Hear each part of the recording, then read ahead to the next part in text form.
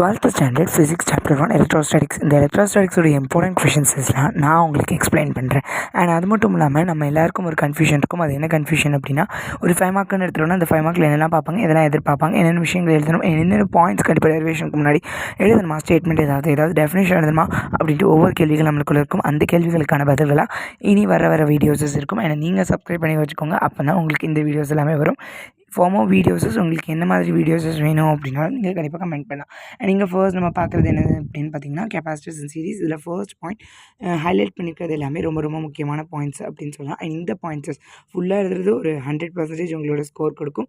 But இந்த points எல்லாமே உங்களுக்கு ஆவரேஜாக உங்களுக்கு ஸ்கோர்ஸ் கொடுக்கும். அதுவும் இது இம்பார்ட்டன்ட் பாயிண்ட்ஸஸ். இதை தான் ரொம்ப எதிர்பார்த்து இருப்பாங்க.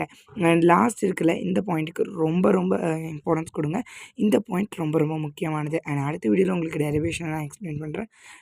Not only derivation, but also the definitions also. And